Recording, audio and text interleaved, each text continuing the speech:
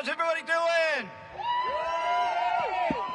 All right, now I know a lot of you know this next song already and sing along, but for those of you who don't, it's pretty easy, right?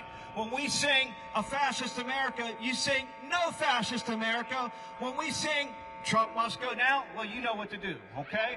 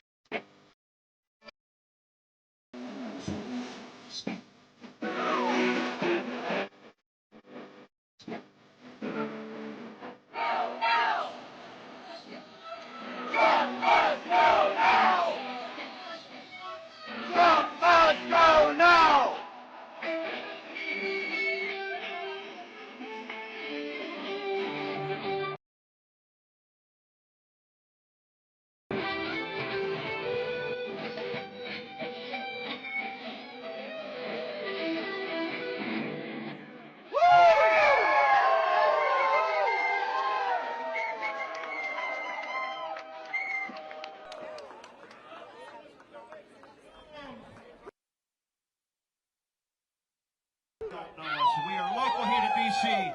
Thank you guys. Can we get, when we say waking, you guys say stone, all right? Waking. Again, waking. Waking. That's right. That's right.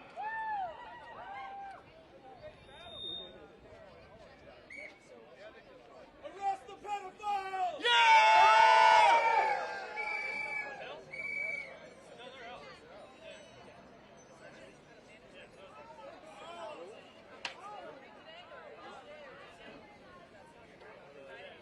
Trump must go now! Trump must go now! Trump must go now! Trump must go now! Trump must go now! Trump must go now!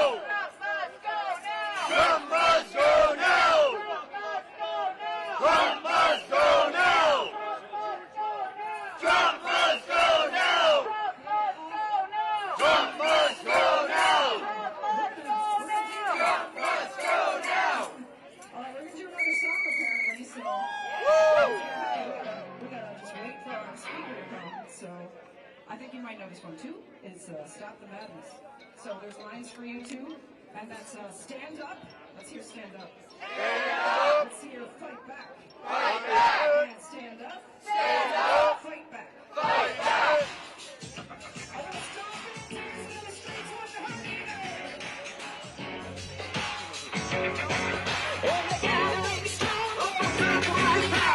All that is sacred, unafraid of power. There's a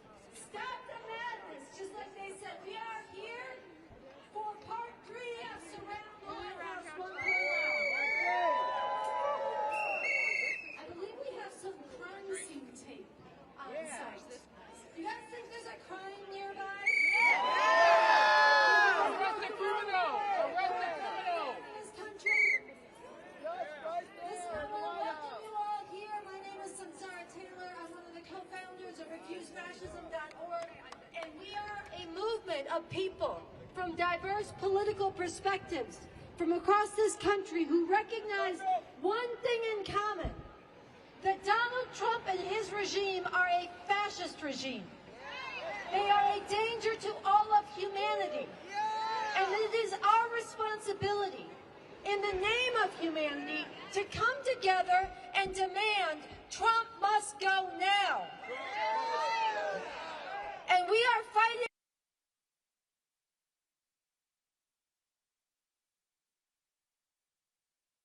this country and right here in the seat of power, Washington, D.C., in nonviolent but sustained protests. That means not for one day and say, okay, we made our point, we're going home. Not just to get it off our chest how outraged we are, but to come and make a demand and come back again and again in growing numbers, relentlessly, until we create such a political earthquake from below that everybody in power has to respond to our demand. We are not stopping until Trump is removed. We are not stopping until Trump is removed, because we recognize that the nature of fascism is that its atrocities get greater and greater, and they move to violently shut down any space for anybody to oppose them, unless they are removed from power. There is no compromise with fascism. There is no waiting it out. There is no hoping it goes away. There is no containing it.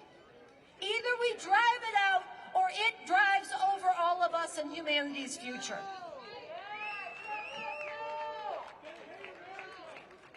And just this week, just in the last week, we saw Donald Trump get out and call for the execution by hanging of Democratic elected officials for what?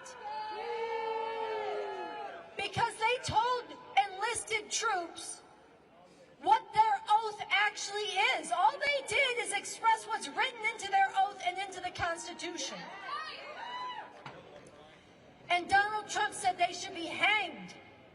This is a massive, massive escalation in violence and threat, and already Senator Slotkin, one of the women in the video calling for people to remember their oath and disobey illegal orders, says she has gotten more than 1,000 death threats.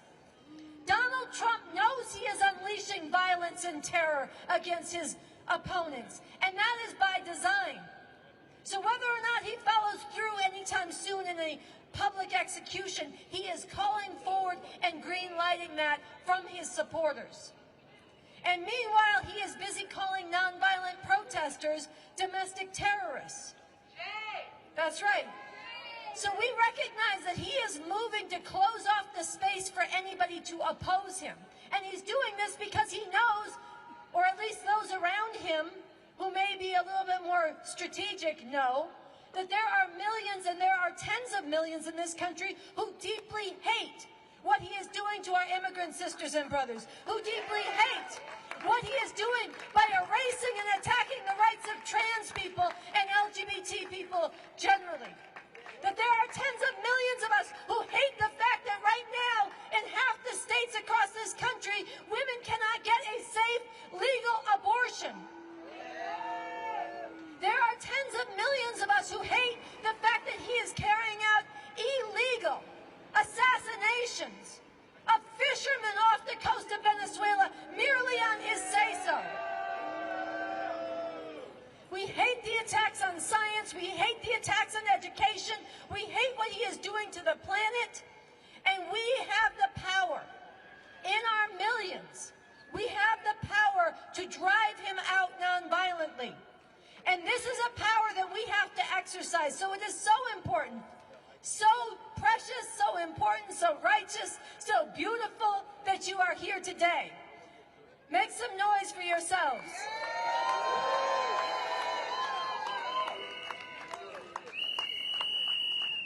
How many of you were out here when we surrounded the White House with crime scene tape the first time? How many of you were out here the time we did it last Monday? How many of you are here for the first time with us? Okay, so that's beautiful, because what we are doing is building a movement that's coming back again and again. So it's good people are returning again and again. And it's also good that new people are joining us, and we have to escalate this dynamic. We have to grow. And those of us here today, we're going to have a few speeches, and then we're going to stretch this crime scene tape around the scene of the crime. And we are going to be taking this as far as we can. The first time we made it 1 mile around. It's a 2-mile circumference. Each time we want more people to fill it in, and fill it in all the way around. And then 10 deep with tens of thousands, then 100 deep with hundreds of thousands, and soon with millions. So when we do this, we are holding a place for everybody else who is still out there hoping that they can wait till the midterms, or hoping that they can just lay low and this will blow over, or hoping that it is enough to mention or defend your neighbors or stand up in education, all of which is important. We have to drive Trump out. So we are doing this today as part of building the power of the people to drive Trump from power. All right, so with that, I want to bring up our first speaker. She is a student who came out here all the way from California. This is her second trip here. She's been leading and organizing other students to stand up. Where is she? Cameron, come to the mic. Give some love to. She's also a marshal. All right, this is Cameron, y'all. All right, hello everyone. I'm very happy to be here. Give me a second to pull up my notes, because that's where all this is written down. But hi, I'm a student. I'm a college student at a community college out in California, in the Bay Area. That's where I'm from. Shout out California. Thank you. I wanted to give you guys 2 little fun facts about me so you get an idea of where I'm coming from. I was born the same year that California legalized gay marriage. And the first president that I can remember being in charge of our company, it feels like a company, in charge of our country was Barack Obama. So, it's weird. It's really weird watching all this happen. And while our government has and is extremely flawed in ways that I can't fully get into right now without talking everybody's ear off, watching a government that was heading in such a seemingly progressive direction be slammed down so violently was a very shocking experience. And I think a lot of people, especially those around my age, are feeling that right now and freezing in their panic. I mean, all we've been taught to do is how to work or go to school or stay inside of a building looking at a screen that's trying to get you to buy something. It's terrible. And when you get upset about a systematic issue, we're told to self-care our way out of it. But no amount of self-care is going to save us when we're living under a fascist police state. To those of you at home doubting whether this is a fight worth joining, I ask you this. When we no longer have any notion of choice in how our government functions and how it destroys our communities, ecosystems, and entire planet, will the convenience you had now be worth it? In a similar vein, a quote from the director/activist/artist Alanis Obamsawen: "When the last tree has been cut down and the last fish caught, the last river polluted, only then we will realize that one cannot eat money." Yeah. So yeah, I just need everyone, not just the people here, but people listening at home, to take a moment to realize what a critical moment we are living through right now, that all of us are living through. Like, really sit with it for a minute. We're facing a regime that has control of every branch of our government, that has access to every weapon you could ever imagine, and is putting an absurd amount of this control in the hands of a man baby. It's a daunting feeling to think that's what we're dealing with, but we are out here regardless, because we are strong in our unity and diversity, and we know that now is a time to take a stand, even when faced with cheap intimidation tactics. Many of us have also learned to turn our fears into a chance to ground ourselves and then take action to get things done. We don't freeze in our fear. We use it to move forward.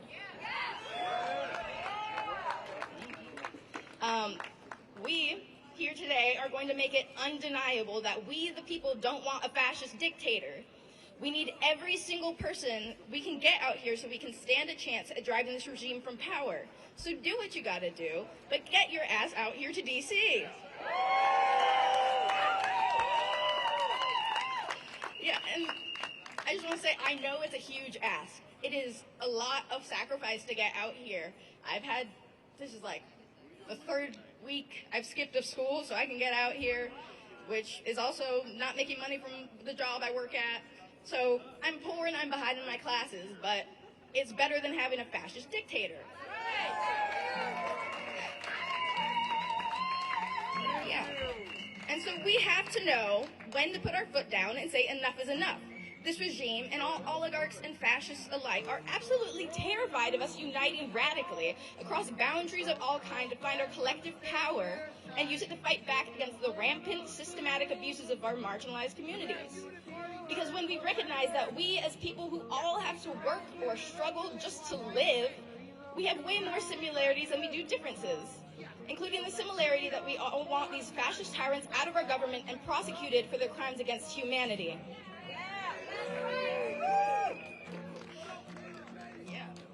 So, yeah, it means missing out on things we'd rather be doing. I know people want to go to their yoga classes. People want to go hang out at bars.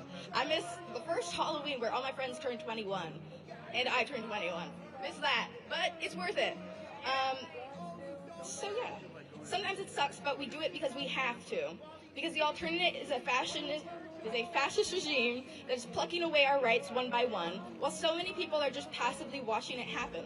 What does that turn us into as a people? To continue to turn away no matter what atrocities are in front of us. If you're going home after this protest, I want you to ask ask these questions not only to yourself, but to anyone in your life who is passively watching our democracy fall to fascism. We cannot be bystanders to such blatant injustices.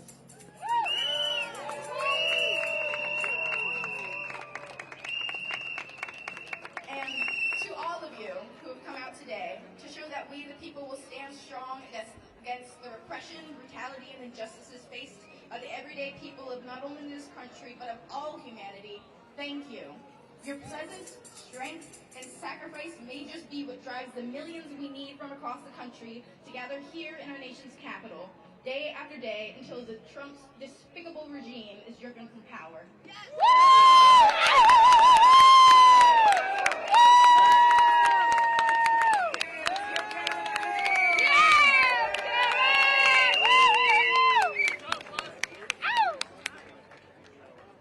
Let me hear you say, Trump must go now. Trump must go now. Trump must go now. Trump must go now. Trump must go now. Trump must go now. Trump must go now. Trump must go now. Que se vaya, que se vaya, que se vaya, Trump. Que se vaya, que se vaya, que se vaya, Trump. Que se vaya, que se vaya, que se vaya, Trump. Que se vaya, que se vaya, que se vaya, Trump. Que se vaya, que se vaya, que se vaya, Trump. Que se vaya, que se vaya, que se vaya, Trump. Que se vaya, que se vaya, que se vaya, Trump.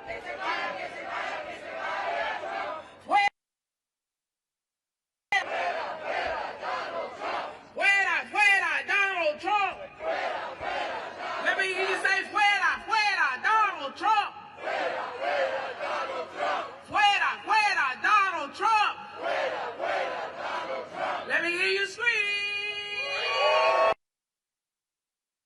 Yes. Are we ready to surround the White House with crime scene tape today? Yes. Because there are criminals in the White House. Have you heard the latest news? James Comey and Letitia James' cases have been dismissed. And why is that? Because the Trump-appointed attorney for the Eastern District of Virginia, Lindsay Halligan, was appointed illegally. That's a crime. That's a crime. So we're doing the right thing. I'm so glad that you all are out here today. Those of you who have stayed past the rally and all the events that happened November 20th to the 22nd, if you're still here, thank you so much. Thank you. Oh, okay. I didn't know if I was too loud. All right. Okay. So, next on the mic, we have, let me make sure I get the name right, Kelly Michael Williams. He's running for Congress. He is an ANC commissioner and formerly homeless. Let's give a warm welcome to Kelly Michael Williams. He's coming to the mic.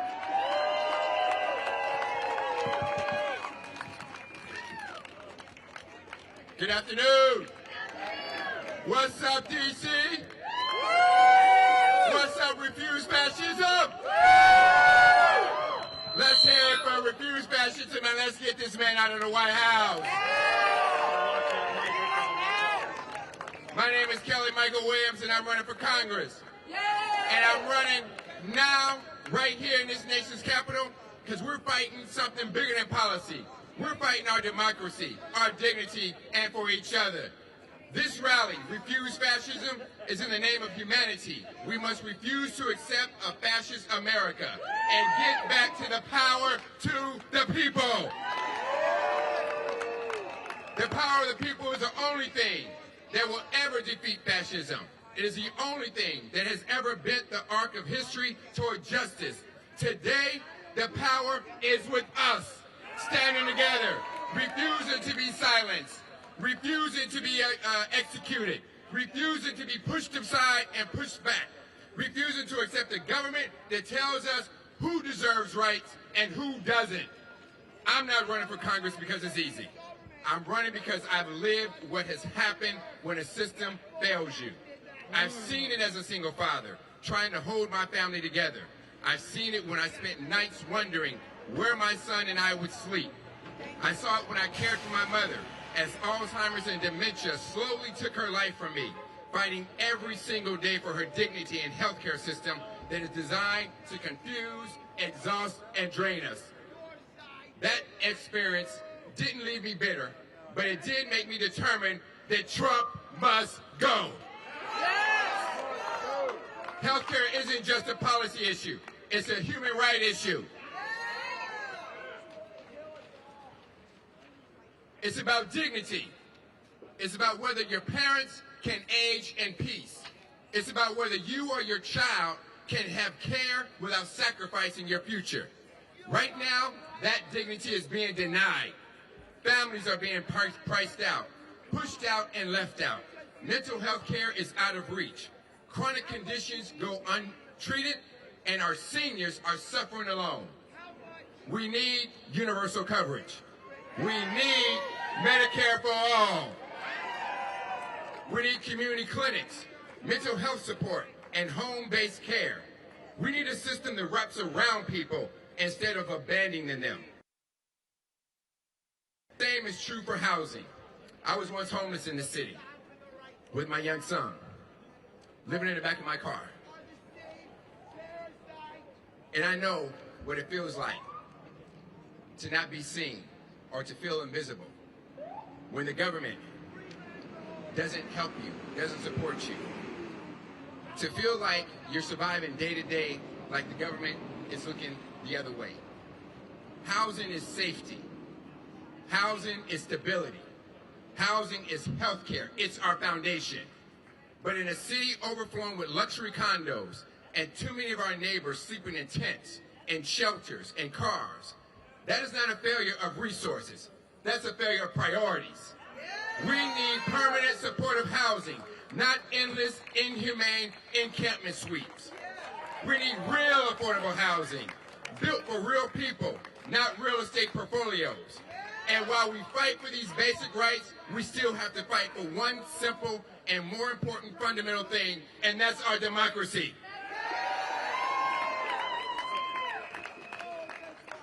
I've worked in government 25 years as an ANC chair, as a director of constituent service on DC Council, as a legislative aide and a White House staffer, and as someone who has helped my neighbors battle landlords and navigate the complete system that's often seen designed to tear them down and make them quit. But let me tell you something. What Congress is doing to our nation's capital is not just disrespectful, it's un-American. Over 700,000 taxpayers live in this city. That's veterans, teachers, first responders, parents, seniors, you and me, people who are working 2 jobs just to pay the rent. And yet Congress treats us like second-class citizens, blocking our laws, undermining our safety, deploying troops in our streets. If that's not authoritarian control, I don't know what it is. It's time. In fact, it's past time for full DC statehood. We don't want symbolic statehood. We want full rights, full representation, and full democracy. Because the fight for fascism begins here. It begins by refusing to let anyone dictate and tell us that our city doesn't count. My campaign isn't about me. It's about us. It's about building a state where no one is invisible, where policy is rooted in lived experiences, where every person, housed and unhoused, young and old, black, white, and brown, has a voice and a vote that matters. If you've ever been overlooked, if you've ever been underestimated, if you've ever been ignored, my campaign is for you.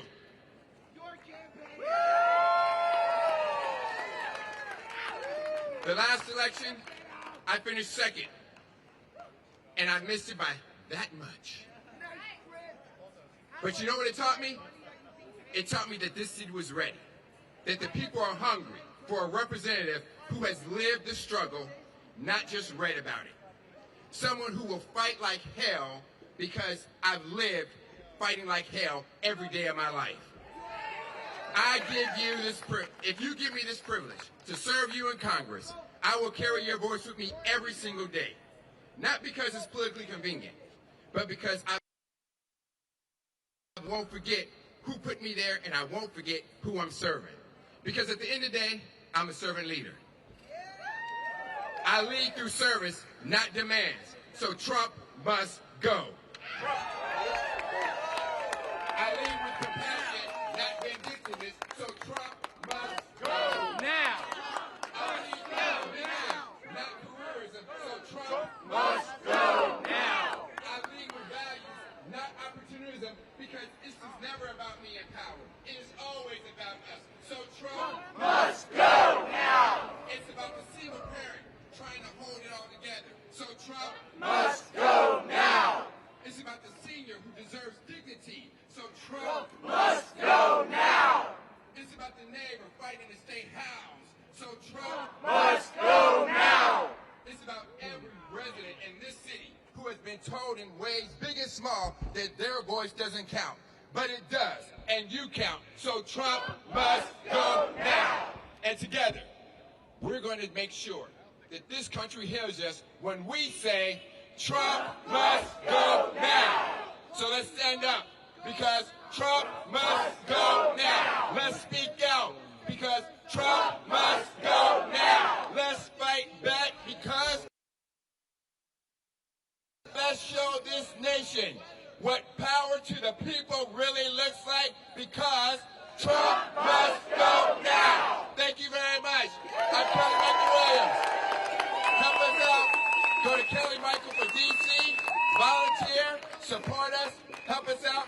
God bless our troops. God bless our nation's capital. And God bless America, because Trump must go now. Thank you very much. Thank you. Thank you. Trump must go now. Trump must go now. Trump must go now. Trump must go now. Trump must go now. Trump must go now. Danger, danger, there's a fascist in the White House. It's up to us to drive him out.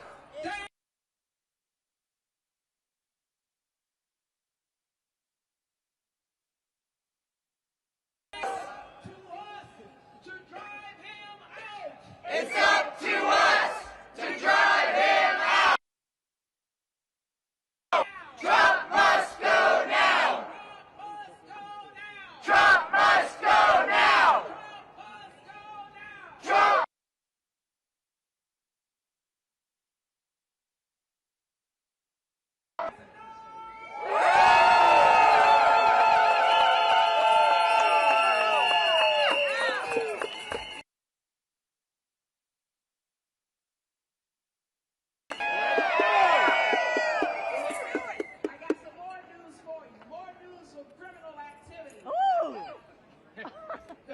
Secretary of Defense, who calls himself the Secretary of War.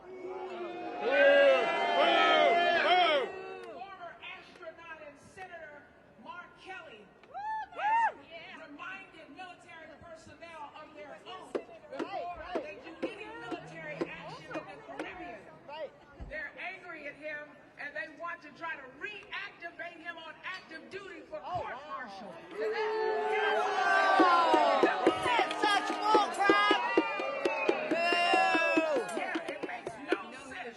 So we're out here, you're doing the right thing. I want to thank you again so much for being out here. And I want to bring up our next speaker. He's an activist, he's a trained theologian, and one of the leaders of Refuse Fascism. Give it up for Jim Keating.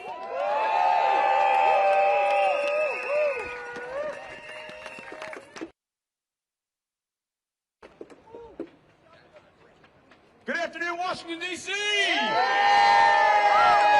Once again, it was my pleasure to drive down here from the great garden state of New Jersey to join all of you in the streets to demand that Trump must go now. I really want us to get to a very simple message that each and every one of us needs to share with the people who aren't here. We all have to be deputized as organizers in our home communities. The really simple message is fascism bad? Is Donald Trump a Do you believe that a massive grassroots mobilization here in our nation's capital that then spreads out into every town and city around the United States is how we will drive the fascist Donald Trump from power? If you here today, or you watching at home, just said yes, yes, and F yes, then please join us as we continue to be here in the streets of D.C. day in and day out.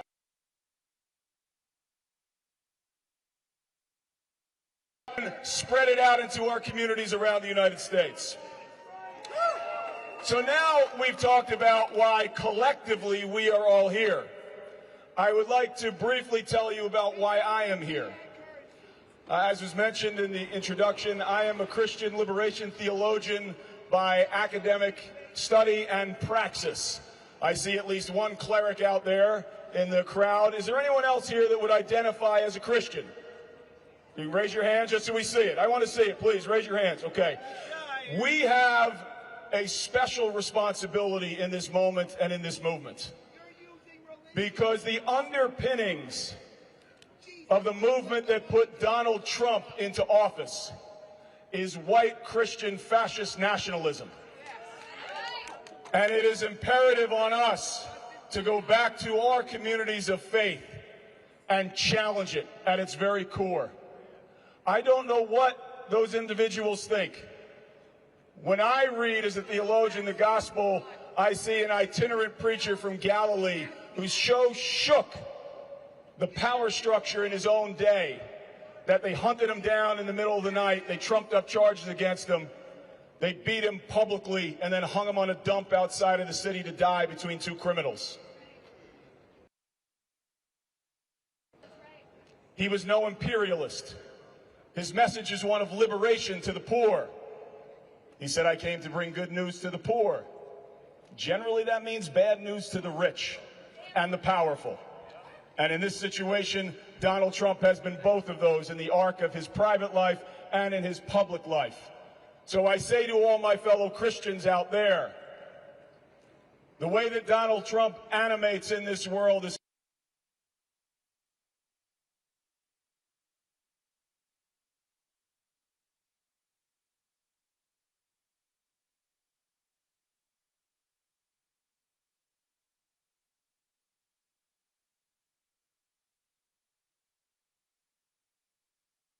Academy in Lincroft, New Jersey, where I now serve as a soccer coach. Lean Republican, who's going to go to Wall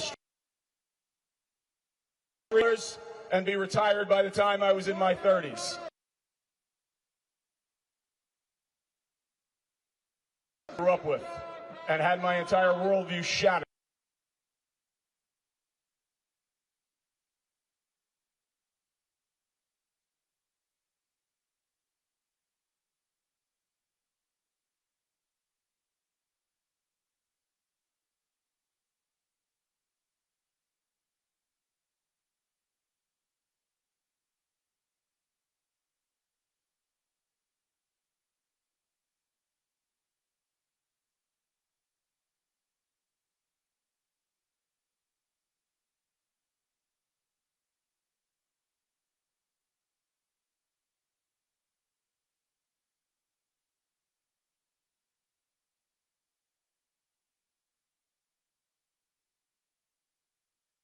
A company that completely violates everything that we claim to stand for as the largest Catholic university in the nation at the time.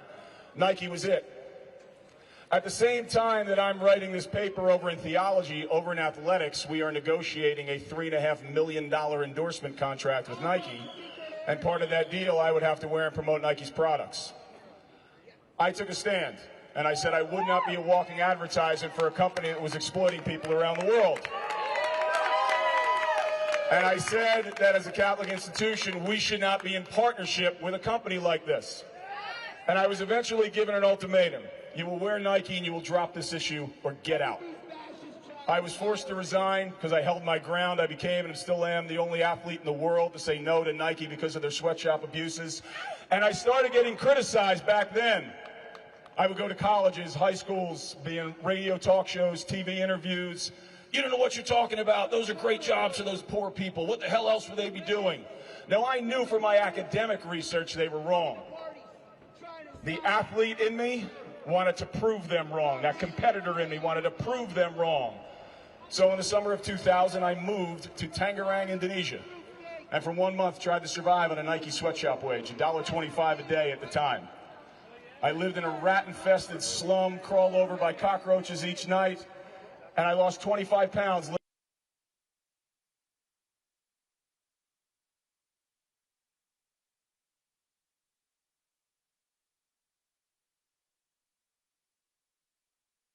Home, and I will advocate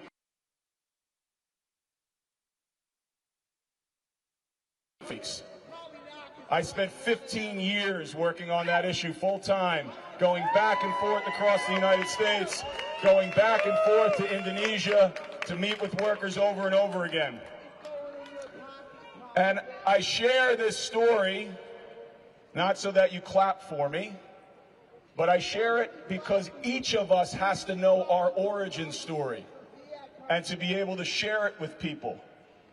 Being kidnapped by God into the Nike sweatshop issue radicalized me on a range of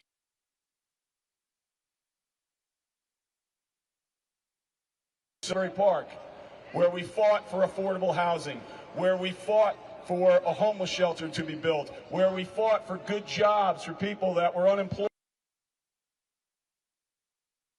All of us care about. I imagine everybody here believes that health care is a human right. Yes? And the solution to dealing with our health care issue is a universal single-payer system called Medicare for each and every one.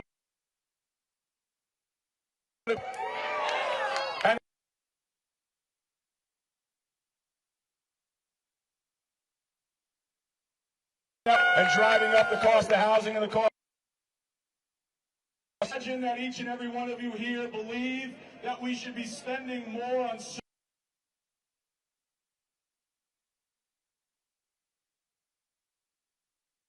military-industrial complex to scare people around the world. I imagine each of you believe that we should not be funding and arming the genocide in Gaza. And that needs to stop.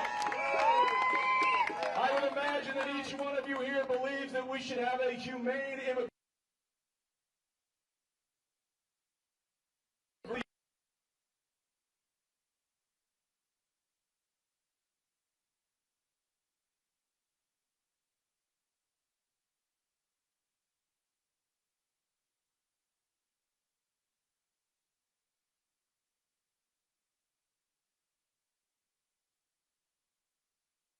Constitutional republic and a representative democracy that